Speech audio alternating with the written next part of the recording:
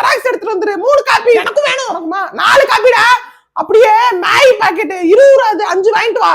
ஏய் நாளைக்கு பூஜாரும் ஆளுங்களையும் கூப்பிடுறீங்களா? ஆமா வரேங்க. கூப்பிடுறீங்களா? எதுக்குனே கூப்பிடுறீங்க? போன வாரம் அவங்க சிக்கன் எடுத்து சமைச்சாங்க, நம்மள்ட்ட தான் இண்டக்ஷன் அடுப்பு வாங்கிட்டு போனாங்க, நம்மள கூப்பிடவே இல்ல.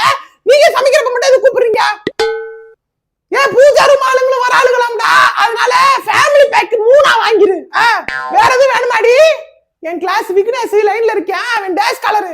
துணி துவைக்கிற சோப்பு 4, தேங்காய் எண்ணெய் பாக்கெட் 2, உனக்கு பிரெட் பாக்கெட்டா? Bread packet 4, Sattur sev packet 1/2 kilo. எல்லாத்தையும் மறக்காம வாங்கிட்டு வந்துடுறா. நாளைக்கு உங்க அம்மா என்ன குழம்பு வைப்பாங்க தெரியலையே. மோர் குழம்பா இருந்தா எனக்கு ஒரு டிஃபன் பாக்ஸ் சேர்த்து போட்டு எடுத்துட்டு வா. அது எப்படி என்னைய பார்த்து நீ அந்த கேள்வி கேட்கலாம்? சரி நீ சொல்லு. அப்புறம் அசைன்மெண்ட் எழுதிட்டியா? என்ன சத்தம்? அது ரம்யா ஊர்ல இருந்து ஸ்நாக்ஸ் வாங்கிட்டு வந்திருக்கா, அத காணோம்னு பாத்தியாடின்னு சௌமியாட்ட கேட்டிருக்கா. அது எப்படி ஏன்ட்ட கேட்கலாம் அப்படின்னு 2 பேருக்கும் சண்டை கட்டி உருண்டுக்கு இருக்கா. பாக்க பண்ணா இருக்கு. என்ன இதுக்கே வாங்குறேனமா? வெளியே 2 ரூம்காரங்களுக்கு WWE ரெஸ்ல்மேனியா நடந்துக்கிருக்குடா. எதுக்கு? அதாவது பூஜா ரூம்காரங்க துணியை காய போட்டு இருந்திருக்காங்க. இந்த ஸ்வேதா ரூம்காரங்க சும்மா இல்லாம காய போட்டிருந்த துணியை பூரா அந்த கொடியோட ஒரு ஓரத்துக்கு இழுத்து தள்ளி விட்டு இவங்க காய போட்டு இருந்திருக்காங்க.